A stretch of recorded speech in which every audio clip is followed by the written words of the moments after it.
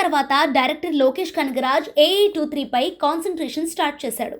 ప్రస్తుతం రాకా షూటింగ్తో బిజీగా ఉన్న బన్నీని వెయిట్ చేయించకుండా ముందుగానే భారీ ప్లాన్ సిద్ధం చేసుకున్నాడట. Character design, script finalization, music sittings లాంటి ప్రీ ప్రొడక్షన్ పనులన్నింటినీ త్వరగా ఫినిష్ చేయాలనుకుంటున్నాడట. రీసెంట్గా ముంబైలో బన్నీపై లుక్ టెస్ట్ కూడా కంప్లీట్ చేశాడని సమాచారం. బన్నీకి జోడీగా బుట్టబొమ్మ పూజా హెగ్డేను తీసుకురావాలని అనుకుంటున్నాడట లోకేష్ కనగరాజ్. గతంలో ఇద్దరు కలిసి నటించిన దువ్వాడ జగన్నాథం, అలా వైకుంఠపురం బ్లాక్ బస్టర్స్గా నిలవడంతో మళ్ళీ ఈ హిట్ పై రిపీట్ చేస్తున్నాడని బాలీవుడ్ బజ్. కూలీలో పూజాను జస్ట్ స్పెషల్ సాంగ్కి పరిమితం చేసిన లోకి బన్నీ 23లో ఫుల్ లెంత్ రోల్ ఇచ్చి న్యాయం చేయాలనుకున్నాడట.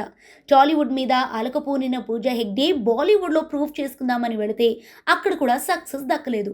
దాంతో తనకు అచ్చొచ్చిన తెలుగు ఇండస్ట్రీని దూరం పెడితే తన కెరీర్కే ఎసరు వచ్చే ఛాన్స్ ఉందని గ్రహించిన బుట్టబొమ్మ ఎట్టకేలకు దుల్కర్ 41లో నటించడానికి ఒప్పుకుంది.